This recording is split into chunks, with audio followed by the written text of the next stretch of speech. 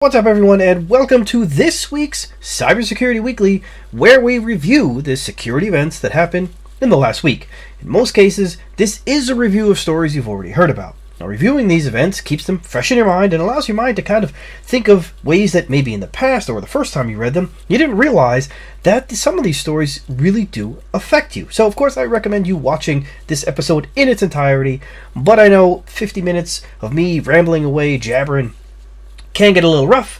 So of course, for these cybersecurity weeklies, I break it down story by story so that you can jump through the timeline. I also list all of the stories and where they start in the timeline within the description, so feel free to just jump around as you see fit. Now, if you like these episodes, of course, I ask you to like them on YouTube, as well as share them, and if you haven't already, subscribe to my channel. So, let's jump in. Oh, drat these computers. They're so naughty and so complex. I could pinch them. We start off with phishing. Cybercriminals are impersonating the cybersecurity firm Proofpoint to trick victims into providing Microsoft Office 365 and Google Gmail credentials. The phishing messages use mortgage payments as a lure. They have the subject "Re-Payoff Request." The email claimed to contain a secure file sent via Proofpoint as a link, reads the post published by ArmorBlocks. Clicking the link took victims to a splash page that spoofed Proofpoint branding and contained login links for different email providers. The attack included dedicated login page spoofs for Microsoft and Google. Upon clicking the email link embedded in the message, the victims are redirected to a splash page with Proofpoint branding. The phishing messages were sent from a legitimate individual's compromised email account. Now, the sender's domain, sdis34.fr, was a Department of Fire Rescue in southern France. So, clicking on the Google and Office 365 buttons led the victims to a specially crafted Google and Microsoft phishing page that asked for victims' credentials. The phishing pages were hosted on the greenleafproperties.co.uk domain, which was updated in April 2021. The URL was currently redirected to cryptocurrencies.co.uk. Below are the key findings for this campaign. Social engineering. The email title and content aimed to induce a sense of trust and urgency in the victims, a sense of trust because the email claimed to contain a file sent by Proofpoint, and a sense of urgency because it contained information on mortgage or other home-related activities. Brand impersonation. The email and landing page both spoof Proofpoint. The login pages for Google Workspaces and Office 365 are also replete with the branding of the respective email providers. Replicating existing workflows. The context of the email attack replicates workflows that already exist in our daily lives. Email notifications when files are shared online. When we see emails we've already seen before, our brains tend to employ System 1 thinking and take quick action. Finally, using compromised email addresses. The email was sent from an individual's compromised email account belonging to a French fire rescue department. Next up, Sophos. The emails that flooded into Sophos' inboxes last week came from someone named Adam Williams, who sounded annoyed. "Andrew Brandt, I'm on my way to the Sophos office. Why you didn't inform us about customer complaint in PDF on you? Question mark. Please call me back now." The email addressed to the victim said. The messages did not come from the Sophos main manager assistant because such a role doesn't even exist. It originated with a threat actor. The payloads belonging to a malware family variously known as Bazaar Backdoor and BazarLoader were delivered by abusing a novel mechanism, at least one that colleagues of the victim and himself were unfamiliar with, which is the Windows 10 apps installer process. The spam targeted people around the world. Many customers correctly identified them as malicious spam and reported them to Sophos. While the attackers' websites were still operational, Microsoft turned off the pages hosting the malicious files late in the evening of November 4th. The messages themselves were very short, but they were crafted with an understanding of the human psychology behind the adrenaline rush of fear, and had been personalized with both the name of the recipient and the targeted organization in both the subject line and the body. The spam trope here, a complaint filed against you, and the insinuation that you've been attempting to cover it up. The messages urge the recipient to click through to a website that purportedly is where the complaint has been posted for you to review. The link points to an MS App Installer object. But there's something amiss with the link. Instead of being prefixed with the expected HTTPS:// the link instead begins with what was, for one user at least, an unfamiliar MS App Installer : prefix.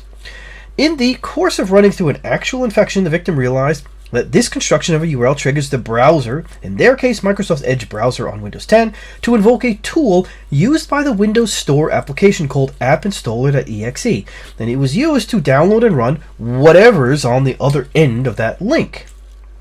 What's interesting about this is that there are actually two stages, apparently, to this phase of the attack. The link points to a 482-byte file, text file named adobe.appinstaller. The contents of that file is just plain text in XML format that points to a URL where a larger file containing the malware named adobe_1.7.0.0.x64 app bundle was located. The attackers used two different web addresses for hosting this fake PDF download page throughout the day. Both pages were hosted on Microsoft's cloud storage, which perhaps lends it a sense of unearned authenticity, and both of the app installer and app bundle files were hosted in the root of each web page's storage. The website also hosted, all the payload components. The malware that eventually was installed is BazarLoader. So again, fake emails were sent out with a sense of urgency and incredulity that you are trying to hide up some case where complaints were made against you and you need to click on this to see what the complaint is.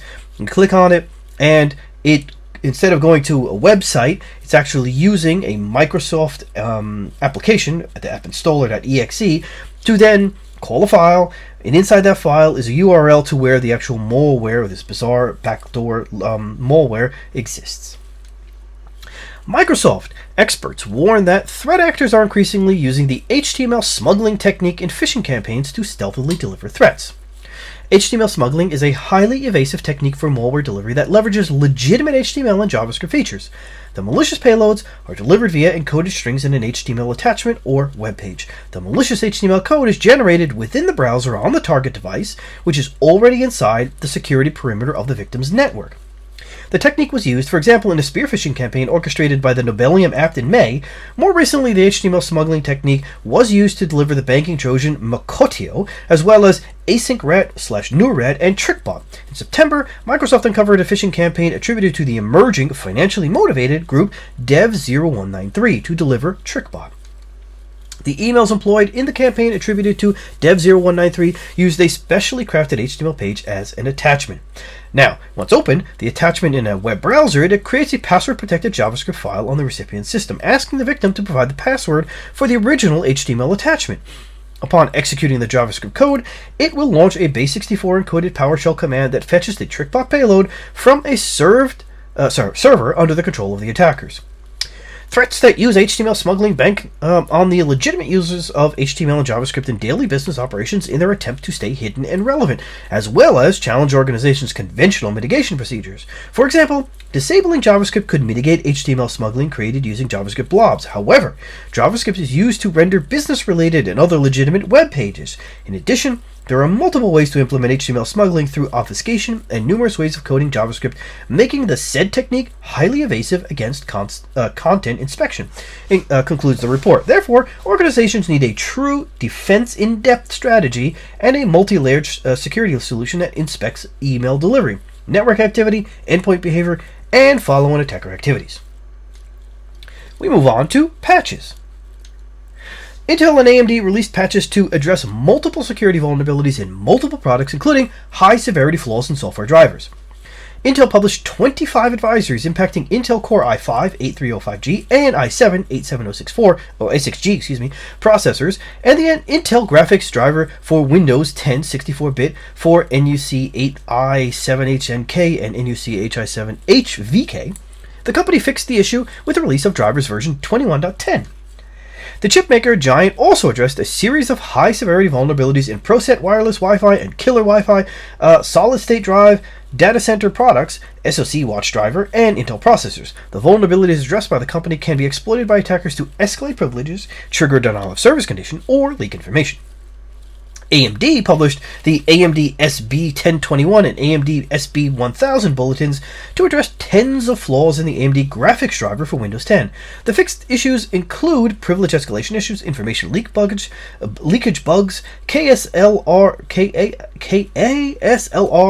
bypass flaws, DOS, and kernel arbitrary memory read-write data vulnerabilities. 18 out of 27 vulnerabilities addressed by AMD have been rated as high severity. The chipmaker fixed them with the release of Radeon Software 21.4.1 and higher, and 21. Q2 Enterprise Driver. Researchers from cybersecurity firm PECStack have discovered a critical vulnerability in the WordPress Reset PRO WordPress plugin that could be exploited by an authenticated user to completely wipe the database of a website. Once completely wiped the database of a website running the popular CMS, it will trigger the restart of the installation process. Then the attacker can create an administrator account associated with the installation process. The admin account can also be abused to upload malicious plugins to the website or even to upload a backdoor. The WP Reset PRO plugin allows site administrators to easily restore damaged sites by resetting a website's database to the default installation without modifying its files. The plugin allows to delete any customization and content or just chosen parts like theme settings. The root cause of this vulnerability is the lack of authorization and nonce token check. The experts noticed that the plugin registers a few actions in the admin_action_star scope, including admin action WPR delete snapshot tables. Now the problem is that no check is performed to determine whether the user is authorized to perform such an action, and because a nonce token to prevent CSRF attacks isn't validated or checked. The development team at Web Factory Limited behind the plugin addressed the flaw with the release of the plugin version 5.99. The developers implemented an authentication and authorization check and a check for a valid nonce token. Citrix has released security updates to address two vulnerabilities in ADC Gateway and SD-WAN, including a critical flaw tracked as CVE-2021-35211 that can be exploited to trigger a denial of service condition. The CVE-2021-35211 DOS vulnerability affects Citrix application delivery controller and gateway devices that have been configured as a VPN gateway or AAA virtual server. The second vulnerability, tracked to CVE-2021-22956, affects ADC and gateway. The issue also affects SD-WAN, WANAOP edition models 4000WO, 4100WO, 5000WO, and 5100WO. The exploitation of the flaw can lead to the temporary disruption of the management GUI, Nitro API, and RPC communication. This vulnerability has been rated with low severity. Citrix recommends customers to install the update as soon as possible. The U.S. Cybersecurity and Infrastructure Security Agency also published a security advisory related to the above vulnerabilities. Microsoft Patch Tuesday security updates for November 2021 addressed a total of 55 vulnerabilities in Microsoft Windows and Windows components, Azure, Azure RTOS, Azure Sphere, Microsoft Dynamics, Microsoft Edge, Chromium-based, Exchange Server, Microsoft Office and Office components, Windows Hyper-V, Windows Defender, and Visual Studio.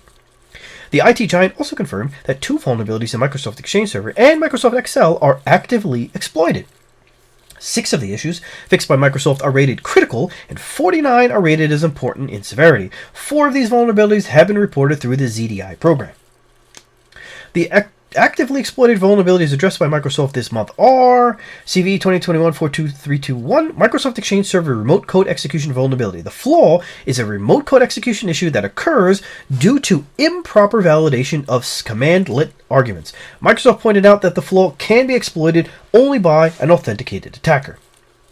CVE 2021-42292, Microsoft Excel security feature bypass vulnerability. Now, this vulnerability is a code execution issue that can be triggered by an attacker tricking the victims into opening a specially crafted file with an affected version of Excel. The flaw affects Microsoft Office for macOS, but the company has yet to fix the issue for Apple's platform. Microsoft also addressed 4 other publicly disclosed vulnerabilities.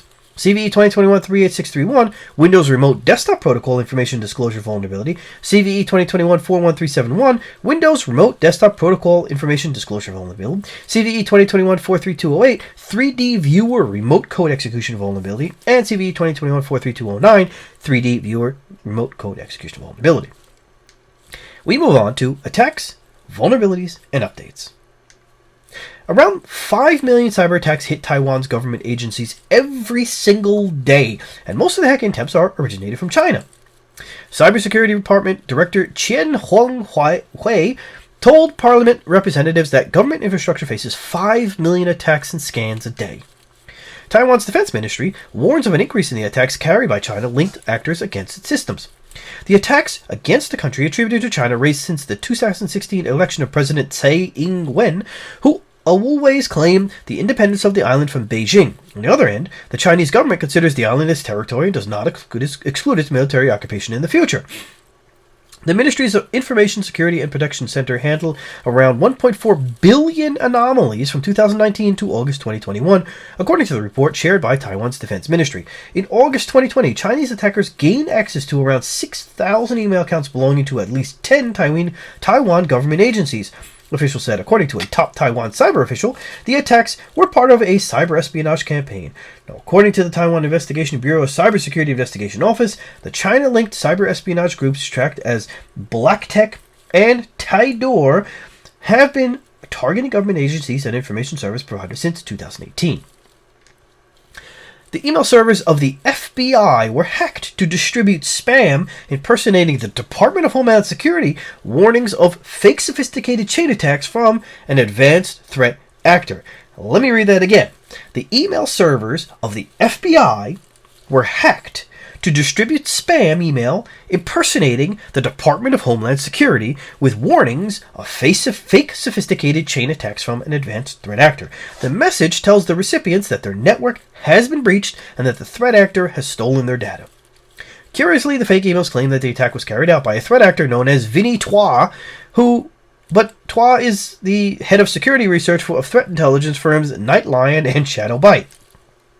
The international nonprofit organization Spamhaus project that monitors spam campaigns warned of emails that purport to be from the FBI/DHS. The fake warnings are apparently being sent to addresses scraped from our database. The fake emails were sent from the IP address 153.3.119.142, which is mxeasticfbi.gov. The sender appears to be the Federal Bureau of Investigation's Law Enforcement Enterprise Portal, or LEAP. Vinny Twa blamed a threat actor known as Pompanurin as the author of the attack. Threat actors are distributing the GravityRAT masqueraded as an end-to-end encryption chat application named SoSafeChat. GravityRAT was first spotted by Cisco Talos researchers in 2017, who speculate it remained under the radar for at least a couple of years, since 2015. In October 2020, researchers from Kaspersky Labs spotted new variants of the GravityRAT malware that was able to infect both Android and macOS devices. GravityRAT is a malware strain known for checking the CPU temperature of Windows computers to avoid being executed in sandboxes and virtual machines. The GravityRAT malware access Trojan is believed to be the work of Pakistani hacker groups. It was mainly employed in attacks aimed at Indian users. The recent campaign, spotted by Cybele, still targets high-profile individuals in India disguising as a secure messaging app called SoSafeChat. The analysis of the source code of the app revealed the existence of a website, sosafe.co.en, used by the attackers. The site is still online, but the download link is no longer working and the registration option is not allowed. Threat actors likely use the site to distribute the malware through malvertising campaigns or links shared via social media posts and chat messages. The manifest shows the malware requests 42 different permissions. The attackers could abuse 13 permissions to perform the following actions: read SMS, call logs, and contact data, change or modify system settings, read current cellular network information, the phone number and the serial number of the victim's phone, the status of any ongoing calls, and a list of any phone accounts registered on the device. Read or write the files on the device's external storage, record audio, get connected network information, and get the device's location. Researchers from Kihu 360's NetLab security team have spotted a new botnet tracked as Abcbot that targets Linux systems to launch distributed denial of service attacks. The security firm analyzed a total of 6 versions of the botnet to date. On July 14th, 2021, the experts identified an unknown ELF file conducting massive scanning for Linux systems. Its analysis revealed that it is a Go language implementation of Scanner. The name Abcbot used to hack the bot comes from the source path abc-hello. The earliest versions of the malware were very simple. The latest versions, for October 30th, 2021, target common databases and web servers and implement worm-like propagation by leveraging weak passwords and end-day vulnerability. Upon installing on a target system, the malware will report the system information to the C2 server, start scanning for open ports to infect other devices, self-update itself when bot masters add new features. Abcbot leverages the abc_hello_web_start server function to start a web server on the affected systems, listening on port 26800. On October 21st, 2021, operators pushed an update to add the open source ATK rootkit to support distributed denial of service functionality, but it was abandoned with a new update on October 30th, 2021 because operators implemented their own distributed denial of service functionality. Retail giant Costco Wholesale Corporation notified its customers of a data breach that might have exposed their payment card information. Data was allegedly exposed while customers were shopping at one of its stores. Costco discovered the security breach after its staff spotted a card skimming device in one of its warehouses as part of a routine check. The company is investigating the incident with the help of a law enforcement and notified the authorities.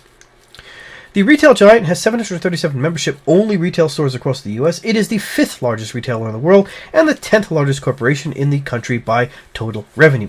The company also operates e-commerce websites for shoppers in North and South America, Europe, and Asia. Costco revealed that threat actors might have obtained customers' payment information through the skimmer. If unauthorized parties were able to remove information from the device before it was discovered, they may have acquired the magnetic strip of your payment card, including your name, card number, and card expiration date, and CVV, Costco added. The company recommends customers monitor their bank accounts and credit card statements for fraudulent activities. Researchers from software development company JFrog and industrial cybersecurity firm Clarity have identified a total of 14 new critical vulnerabilities in BusyBox. The software is used by many network appliances and embedded devices with limited memory and storage resources. The flaws tracked with CVE IDs from CVE-2021-42373 through CVE-2021-42386 affect multiple versions of BusyBox ranging from 1.16-1.33.1 depending on the specific vulnerability. The vulnerabilities affect a variety of applets such as man, LZMA, Unisma, ASH, Hush, and Awk. The vulnerabilities have been rated as medium severity because their exploitation is very complex. The researchers discovered the vulnerabilities by manually reviewing the BusyBox source code. They also used a fuzzer for their analysis. The researchers also open-sourced the custom AFL fuzzer used to trigger many of the mentioned vulnerabilities. The vulnerabilities discovered by the researchers can be exploited to trigger denial of service conditions, and in some cases, they can lead to information disclosure or remote code execution. Experts point out that the affected applets are not daemons. This means that each vulnerability can only be exploited if the vulnerable applet is fed with trusted data or untrusted data.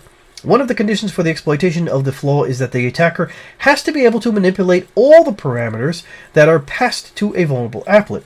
There are certain requirements for exploiting the vulnerabilities discovered by Clarity and JFrog, including the attacker being able to control all parameters passed to a vulnerable applet, supplying crafted compressed files, and specially crafted command lines. BusyBox addressed the above vulnerabilities in August with the release of version 1.34.0. It also released workarounds for these issues. Google tag researchers discovered that threat actors leveraged a zero-day vulnerability in macOS in a watering hole campaign aimed at delivering malware to users in Hong Kong.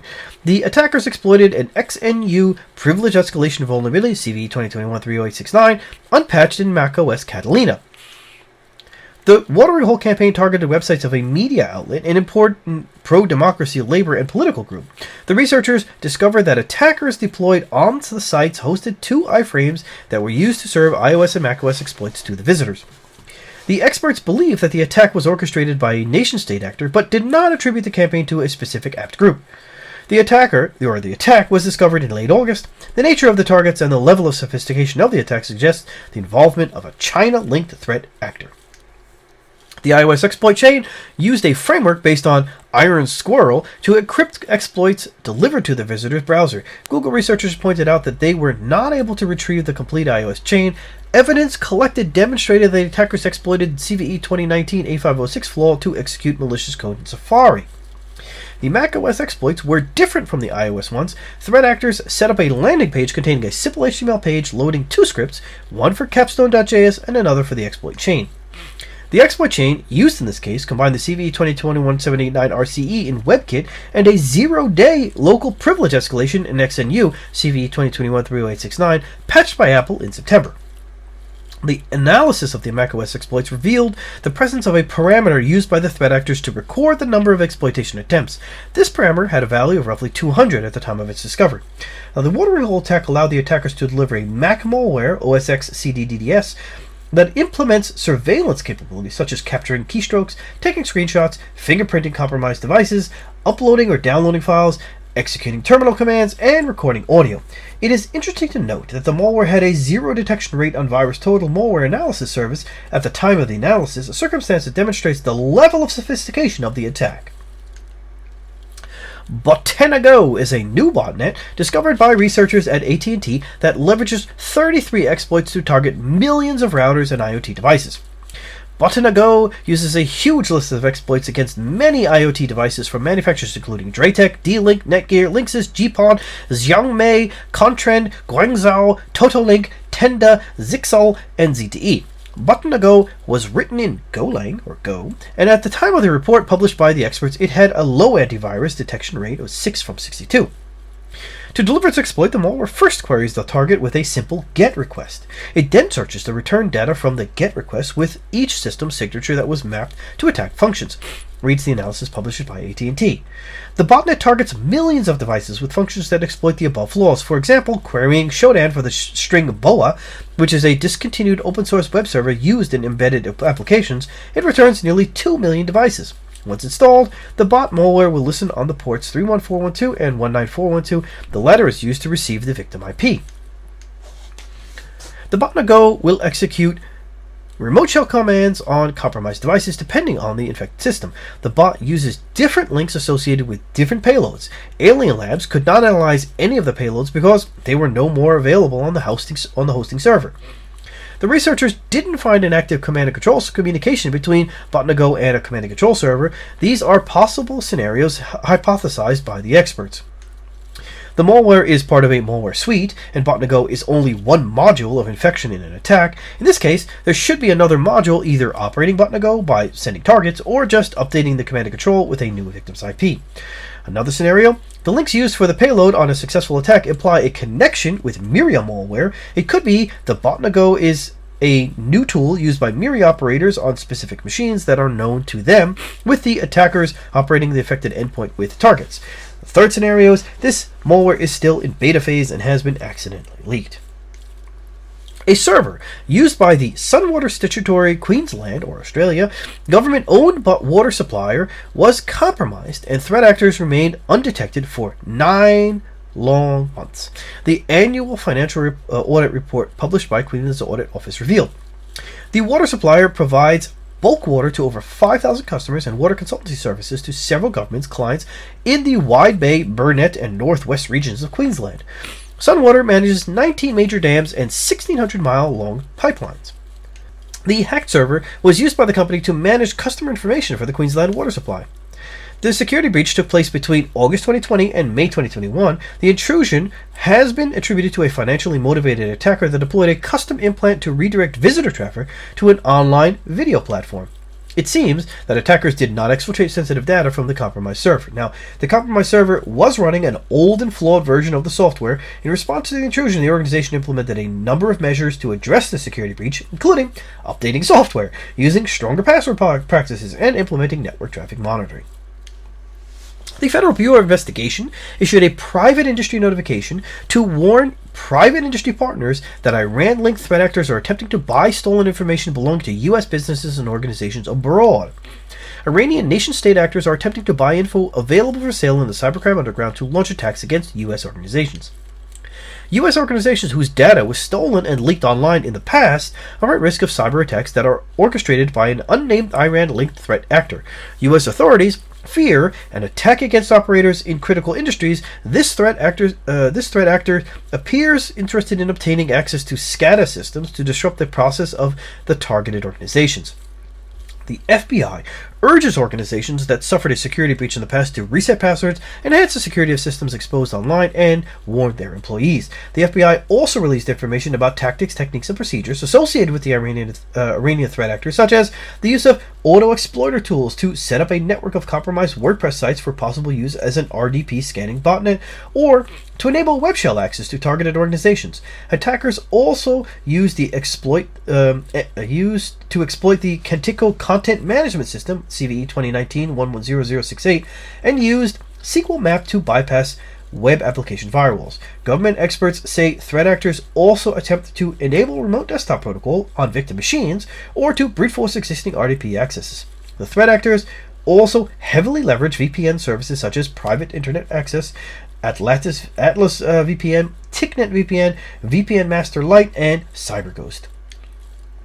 Palo Alto Networks disclosed a critical remote code execution vulnerability tracked to CVE-2021-35211 in its GlobalProtect portal and gateway interfaces. The cybersecurity vendor warns that the vulnerability is easily exploitable by an unauthenticated network-based attacker. Successful exploitation can lead to the disruption of system processes and to the potential execution of arbitrary code with root privileges. The vulnerability affects Pan OS 8.1 versions earlier than Pan OS 8.17. It received a CVSS version 3.1 base score of 9.8. The vulnerability was discovered by researchers from Randori. Palo Alto Networks is not aware of any attack of the wild exploiting this vulnerability. According to Randori tech team, an attacker must have network access to the device on the GlobalProtect service port. Default port is 443. Experts pointed out that this port is often accessible over the internet. When ASLR is enabled, the exploitation is more difficult, while on virtualization devices, their VM series firewalls, the attack is much easier due to lack of ASLR. Researchers from Zimperium Z Labs uncovered an ongoing campaign aimed at infecting the mobile phones of South Korean users with new sophisticated Android spyware dubbed Phone Spy. The malware already hit more than 1,000 South Korean victims. Unlike other surveillance software that attempts to exploit vulnerabilities on device, Phone Spy disguised itself as a harmless application with a purpose ranging from learning yoga to watching TV and videos or browsing photos. Phone Spy supports a broad range of capabilities inside, such as accessing the camera to take pictures, recording video and audio, getting GPS location, viewing pictures from the device, accessing files and messages on the devices. The malware also allows an attacker to remotely control the infected mobile devices. The threat actors are distributing the malware through web traffic, redirection, or social engineering. Experts did not find any evidence of the spyware in any app in the Play Store. The malware can tamper with calls, access contact information, and send SMS messages on behalf of the victim. Once installed, it requests permissions and displays a phishing page that clones the login page of the popular South Korean messaging app KakaoTalk to steal credentials. VMware announced it's working on security patches to address the important severity privilege escalation vulnerability tracked to CVE-2021-22048 in its vCenter server. vCenter Server is the centralized management utility for VMware and is used to manage virtual machines, multiple ESXi hosts, and all dependent components from a single centralized location. The flaw resides in the IWA, or Integrated Windows Authentication Mechanism. It received a CVSS score of 7.1. The vulnerability was privately reported to the virtualization giant by Johan Zinar and Sagi Scheinfeld from CrowdStrike. The flaw impacts vCenter 6.7 and 7.0, as well as Cloud Foundation 3.x and 4.x. Waiting for security patches from the vendor, customers could apply workarounds provided in the advisory. Workarounds for CVE 2021-22048 is to switch to AD over LDAP's authentication, or Identity Provider Federation, for ADFS, vSphere 7.0 only. For integrated Windows authentication, as documented in the KB, listed in the workarounds column of the response matrix below. Trend Micro researchers reported that Team TNT hackers are targeting poorly configured Docker servers, exposing Docker REST APIs as part of an ongoing campaign that started in October. If you remember, the last episode I did back in September of 2021 was about Team TNT, where they were attacking Kubernetes clusters. Now they're going straight after Docker. Threat actors executing malicious scripts to deploy Monero cryptocurrency miners perform container-to-host escape using well-known techniques and scan the internet for exposed ports from other compromised containers. The attack chain starts with the creation of a container on a vulnerable host using an exposed Docker REST API, then a malicious image is downloaded from the Docker Hub accounts under the control of the threat actors. The analysis of the scripts executed in the attacks and the tools used to deliver the miners allowed the researchers to link the campaign to Team TNT. Trend Micro discovered one of the primary Docker Hub accounts, Alpinios, actively used by Team TNT and having a total of more than 150,000 pulls of malicious images. Once the container has been created, it executes cron jobs and fetches various post-exploitation tools and lateral movement tools containing container escaping scripts, rootkits, credential stealers, and miners. Threat actors also scan the web for ports 2375, 2376, 2377, 4243, 4244 and attempt to gather server info such as the operating system type, container registry, architecture, number of CPU cores, and the current swarm participation status. The Team TNT botnet is a crypto mining malware operation that has been active since April 2020 and that targets Docker installs. The activity of the Team TNT group has been detailed by security firm Trend Micro. Back in August 2020, experts from Cato Security discovered that botnet is also able to target misconfigured Kubernetes installations. In January 2021, the cybercrime gang launched a new campaign targeting Kubernetes environments with the Hildegard malware. The Chinese campaign, or the Chimera, campaign, is targeting multiple operating systems, Windows, different Linux distributions, including Alpine, used for containers, AWS, Docker, and Kubernetes, and applications. Threat actors used a wide set of shell and batch scripts, new open source tools, a cryptocurrency miner, and the Team TNT IRC bot, and more. The campaign was very insidious, and as of August 30th, 2021, many malware samples used by the attacker still have zero detection rate from AV software. The campaign is responsible for thousands of infections globally in only a couple of months. Team TNT continuously improves its techniques to target vulnerable Docker installs, so be on the lookout for Team TNT if you're running Docker or Kubernetes. Robinhood Markets Incorporated is an American-commissioned free stock trading and investing platform. It had 18 million accounts as of March 2021 with over 80 billion in assets. The company disclosed a data breach. A threat actor gained access to the personal information of approximately 7 million customers. According to the data breach notification published by the company on its website, the security breach took place on the evening of November 33rd, 2021. The financial organization claims that no financial data, either social security numbers, have been exposed. The threat attacker, or threat actor, tricked a customer service representative into providing it access to internal support systems. Once obtained access to these systems, the attacker accessed the email addresses of 5 million users and full names for a different group of approximately 2 million people.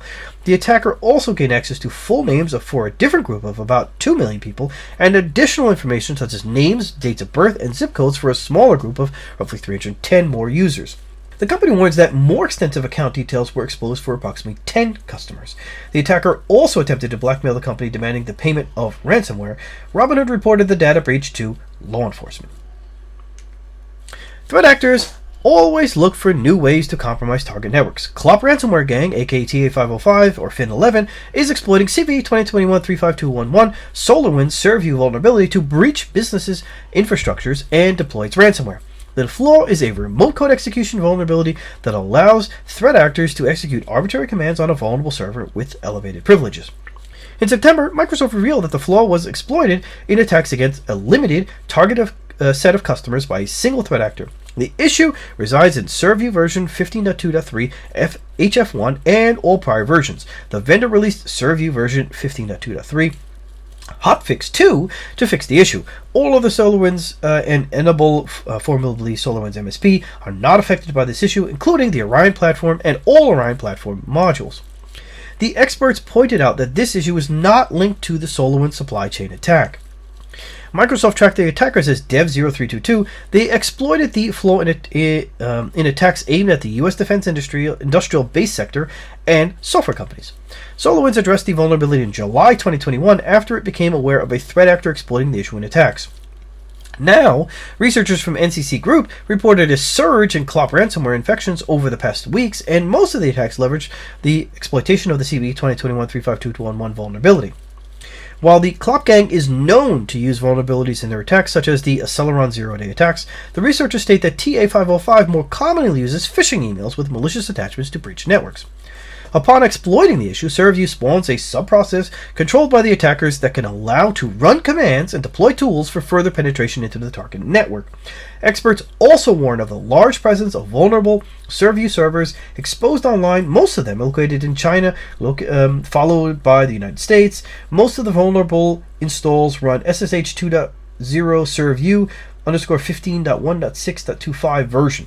In July, 5,945, or roughly 94% of all Serv-U SFTP services identified on port 22 were potentially vulnerable. In October, 3 months after SolarWinds released their patch, the number of potentially vulnerable servers is still significant at 2,784.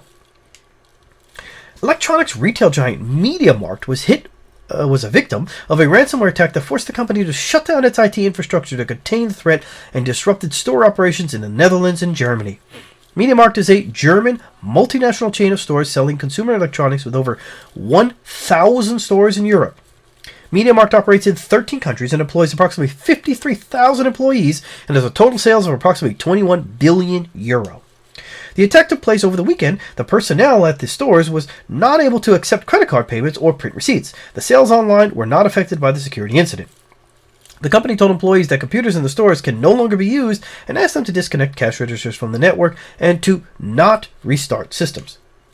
Bleeping Computer, citing screenshots posted on Twitter, reported that 3,100 servers were infected with the ransomware. The company launched an investigation into the incident, and at the time of the writing of the article, it is not clear which is the ransomware family that hit the company. However, there was an update that it was done by Hive. Bleepy Computer revealed that the company was hit by the Hive ransomware gang. It also added that the initially demanded ransom was $240 million.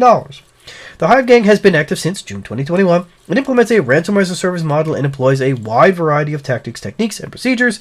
Government experts state that the group uses multiple mechanisms to compromise networks of the victims, including phishing emails with malicious attachments to gain access to remote desktop protocol to move laterally once on the network. In order to facilitate file encryption, the ransomware look for processes associated with backups, antivirus or anti-spyware, and file copying and it terminates them. The Hive ransomware adds the .hive extension to the file name of encrypted files. According to the experts, Hive operators have already hit tens of organizations, and the discovery of a Linux variant demonstrates that the gang is expanding its operations. Cybersecurity experts from Palo Alto Networks warn of an ongoing cyber espionage campaign that has already compromised at least 9 organizations worldwide from critical sectors including defense, healthcare, and energy. Threat actors exploited a critical vulnerability tracked as CVE-2021-35211 in the Zoho Manage Engine Add Self-Service Plus software, which is self-service password management and single sign-on solution. The vulnerability resides in the REST API URLs in Add Self-Service Plus and could lead to remote code execution. In the middle of September, the FBI, CISA, and the Coast Guard Cyber Command warned that nation-state app groups were actively exploiting the CVE 2021-40539 flaw. Experts also observed a series of unrelated attacks that failed to compromise their targets. These attacks have been attributed to separate threat actors. Palo Alto Networks researchers started observing scans for vulnerable servers on September 17th, a few days after the joint alert published by CISA, the FBI, and the CG Cyber. When the first exploitation attempts began on September 22nd and likely continued into early October. The analysis of the global telemetry from Palo Alto Networks revealed that attackers targeted at least 370 Zoho Manage Engine servers in the United States alone. Upon compromising the target systems by exploiting the CVE 2021-40539 flaw, the threat actors deployed Godzilla web shells on compromised servers to gain persistence to the victims' networks. Following the deployment of the web shell, threat actors used additional tools employed in a subset of compromised networks. The cyber spies also deployed a custom variant of an open-source backdoor written in Go language called NG-Lite and a credential harvesting tool tracked as KDC Sponge. The NG-Lite backdoor allows running commands received through its command and control channel. Experts point out that the NG-Lite backdoor uses a novel command and control channel that leverages a decentralized network based on the legitimate NKN. Once inside the target network, threat actors aim at exfiltrating sensitive information from local domain controllers such as the Active Directory database file or ntds.dit and the system Hive from the registry. While experts have yet to attribute the campaign to a specific threat actor, they observed some similarities between the TTPs associated with Threat Group 3390 or TG3390, Emissary Panda, Apt27, Bronze Union, and Lucky Mouse. Malwarebytes researchers have spotted a new MAGA-Cart group that uses a browser script to evade detection and the execution in virtualized environments used by security researchers for threat analysis. Hacker groups under the MAGA-Cart umbrella continue to target e-stores to steal payment card data with software skimmers. While malware developers often implement anti-VM features and check for registry keys and other info indicating the presence of VMware or VirtualBox, rarely do experts observe the detection of virtualized environments via the browser for web threats. The Malwarebytes researchers uncovered threat actors that add an extra browser process that uses the WebGL JavaScript API to gather information about the user's machine and avoid the execution in a VM. The process identifies the graphics renderer and returns its name. Experts pointed out that for many virtual machines, the graphics card driver will be a software renderer fallback from the hardware renderer. In other cases, the graphics card could be supported by the virtualization software that anyway can be identified by its name. The presence of the words Swift Shader, LLVM pipe, and VirtualBox is associated with the execution inside a VM. Upon executing the script in a real machine, the software skimmer will scrape a number of fields, including customer's name, address, email, and phone number, as well as their credit card data. The software skimmer also collects passwords for online stores on which the victim has registered an account. The browser's user agent and a unique user ID data are encoded and sent through a single post request to the same server hosting the skimmer. Crypto thieves are buying Google Ads to target victims with fake wallets, which steal credentials and drain balances. So far, it looks like the crypto crooks have made off with more than $500,000 and counting. The ads serve links to purportedly download popular crypto wallets, Phantom and MetaMask, according to a new report from Checkpoint Research.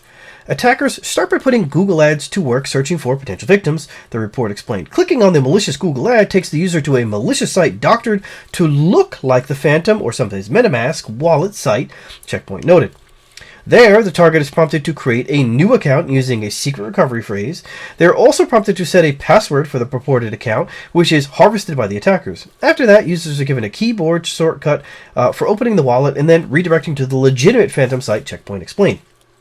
The legitimate site offers users the Phantom Wallet Google Chrome extension. The scam was uncovered as complaints from duped victims started to emerge on Reddit and Twitter.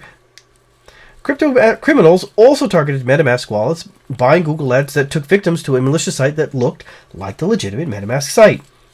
In this case, the attacker also tries to steal the user's private key to steal their wallet if they have one, or give them a phrase that enables them to steal the funds upon transfer, the report added. Fanatic interest in all things crypto in some corners of the internet aside, it should be noted that Google Ads are increasingly being abused to find targets for many kinds of fraud. For instance, underscoring how easy it is to leverage Google Ads for criminal enterprise, a teenager was recently arrested after he bought enough Google Ads to rank his malicious link above its legitimate gift card site counterpart. He managed to steal $9,000 before being shut down. A pair of PlayStation 5 breaches shows the consoles don't have protection from attackers taking over its most basic functions. Both exploits were posted on Twitter on November 7th without disclosure to Sony or specifics, but they nonetheless signal potential security problems to come for the gaming giant. Failoverflow, which has already earned a reputation as a prolific PlayStation jailbreaker group, posted on November 7th tweet, which appeared to contain the PS5 firmware symmetric root keys. The second hack was also posted on Twitter on November 7th by Google security engineer Andy Nguyen, who is also known widely in hacker circles as The Flow. He was apparently able to access the PlayStation 5 debug settings menu, indicating he has a PS5 kernel exploit. Wolo, which first reported on both breaches, pointed out this menu is typically only on test kit devices and allows quality assurance and development teams to install package files on the Sony PlayStation 5. Many of the malware campaigns detected over the last year have been global at scale, targeting anyone with little regard for their location. Recently, Zimperium discovered and began monitoring the activity behind PhoneSpy, a spyware aimed at South Korean residents with Android devices. With more than 1,000 South Korean victims, the malicious group behind this invasive campaign has had access to all the data, communications, and services on their devices. Unlike other spyware campaigns covered that take advantage of vulnerabilities on the device, PhoneSpy hides in plain sight, disguising itself as a regular application with purposes ranging from learning yoga to watching TV and videos or browsing photos. But in reality, the application is stealing data, messages, images, and remote control of Android phones. The data stolen from victim devices ranged from personal photos to corporate communications. The victims were broadcasting their private information to the malicious actors with zero indication that something was amiss. While the victims have been limited to South Korea, PhoneSpy is an example of how malicious applications can disguise their true intent. When installed on victims' devices, they leave personal and corporate data at risk. With mobile devices playing critical roles in distributed and remote work, it is no surprise that spyware campaigns like PhoneSpy are on the rise. Samples of PhoneSpy were not found in any Android app store, indicating that attackers are using distribution methods based on web traffic, redirection, and social engineering. Once in control, the attackers can access the camera to take pictures, record video and audio, get precise GPS location, view pictures from the device, and more. Imperium Z Labs identified the Phone Spy spyware app during routine threat research, and the Z Labs team launched an investigation after identifying multiple related malicious applications. The mobile application poses a threat to Android devices by functioning as an advanced remote access Trojan that receives and executes commands to collect and exfiltrate a wide variety of data and perform a wide range of malicious actions, such as complete list of installed applications, steal credentials using phishing, steal images, monitoring the GPS location, steal SMS messages, steal phone contacts, steal call logs, record audio in real time, record video in real time using front and rear cameras, access camera to take photos using front and rear cameras, send SMS to attacker-controlled phone number with attacker-controlled text, exfiltrate device information like the IMEI, the brand, device name, Android version, conceal its presence by hiding the icon from the device's drawer menu. Upon infection, the victim's mobile device will transmit accurate GPS locational data, share photos and communications, contact lists, and download documents with the command and control server. Similar to other mobile spyware we have seen, the data stolen from these devices could be used for personal and corporate blackmail and espionage. The malicious actors could then produce notes on the victim, download any stolen materials, and gather intelligence for other nefarious practices. The Magniber ransomware gang is now using 2 Internet Explorer vulnerabilities and malicious advertisements to infect users and encrypt their devices. The 2 Internet Explorer vulnerabilities are tracked as CVE-2021-2641 and CVE-2021-40444, with both having a CVS's version 3 security score of 8.8. The first one, CVE-2021-26411, was fixed in March 2021 and is a memory corruption flaw triggered by viewing a specially crafted website. The second flaw, CVE 2021-40444, is a remote code execution in Internet Explorer's rendering engine triggered by the opening of a malicious document. Attackers exploited CVE 2021-40444 as a 0-day before Microsoft fixed it in September 2021. The Magniber gang is known for its use of vulnerabilities to breach systems and deploy the ransomware. In August, Magniber was observed exploiting print nightmare vulnerabilities to breach Windows servers, which took Microsoft a while to address due to their impact on printing. The most recent Magniber activity focuses on exploiting Internet Explorer vulnerabilities using malvertising that pushes exploit kits, as confirmed by Tencent security researchers who identified fresh payloads. We now move on to other security news. Romanian law enforcement agencies have arrested 2 alleged SolarWinds/Revil ransomware affiliates on November 4th that are accused of having conducted attacks against thousands of victims. The arrests are the result of an international operation carried out in cooperation with law enforcement authorities in several countries like Australia, Belgium, Canada, France, Germany, the Netherlands, Luxembourg, Norway, the Philippines, Poland, Romania, South Korea, Sweden, Switzerland, Kuwait, the United Kingdom, United States of America, with the support of Europol and Interpol. DIICOT, the Romanian Directorate for Investigating Organizational Crime and Terrorism, and judicial police officers performed 4 home searches in Constanța and seized electronic equipment, laptops, mobile phones, and storage media. The Department of State offers up to $10 million for information that can lead to the identification of or location of individuals in key leadership positions in the Revil and Sodinokibi ransomware operation. The U.S. government also offers $5 million for information that lead to the arrest of affiliates. This reward is being offered as part of the Department of State's Transnational Organizational Crime Rewards Program. Revil Ransomware Gang is one of the most successful ransomware operations. The group and its affiliate hit hundreds of organizations worldwide. On July 2nd, the gang hit the Kaseya cloud-based MSP platform, which, of course, I did an episode on. Impacting MSPs and their customers, it asked for $70 million worth of Bitcoin for decrypting all impacted systems. The group is a rebrand of the Gand Crab ransomware operation that took place in 2019, evading law enforcement. Again, I did a long episode on the history of Revil, how it came to be. So definitely check it out on my YouTube channel. The U.S. Department of Justice has also charged a Revil ransomware affiliate for orchestrating the ransomware attacks on Kaseya MSP platform that took place on July 4th. The suspect is a 22-year-old Ukrainian national Yaroslav Vasinsky, a.k.a. Profkomserv, Rabotnik New, Yark 45, Yaroslav 2468, and affiliate 22, who was arrested for cybercriminal activity on October 8th while he was trying to enter Poland. A few days ago, the U.S. government also announced that it's offering up to $10 million reward for information leading to the identification or arrest of dark side gang members. So they're really coming after these ransomware gangs with some pretty big payouts. Lajos Kosa, chair of the Parliament's Defense and Law Enforcement Committee, confirmed that Hungary is one of the clients of the Israeli surveillance firm NSO Group and that it bought and used the controversial Pegasus spyware. According to Kosa, the use of surveillance software was authorized by a judge or the Minister of Justice. In July, a large-scale investigation dubbed Pegasus Project into the leak of 50,000 phone numbers of potential surveillance targets revealed the abuse of NSO Group's spyware. The investigation was conducted by more than 80 journalists from 17 media organizations in 10 countries, coordinated by media, non-profit organization Forbidden Stories, with the technical support of Amnesty International. The surveillance campaign targeted heads of state, activists, and journalists, including the family of journalist Jamal Khashoggi family before and after he was killed in Istanbul on the 2nd of October 2018 by Saudi operatives. According to the investigation, more than 300 individuals in Hungary may have been targeted with the powerful spyware. This week, the U.S. sanctioned 4 companies for the development of surveillance malware or the sale of hacking tools used by nation-states, including NSO Group. The FBI Internet Crime Complaint Center published an alert to warn public of fraudulent schemes leveraging cryptocurrency ATMs and quick response codes to complete payment transactions. This payment option makes it quite impossible to recover the money stolen with fraudulent schemes. QR codes can be used at cryptocurrency ATMs to transfer money to an intended recipient, and crooks started using them to receive payments from victims.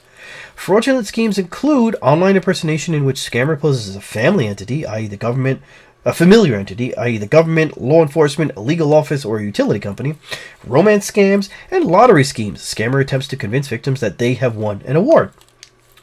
In all the fraudulent schemes, scammers provide a QR code associated with the scammer's cryptocurrency wallet that the victim has to use during the transaction.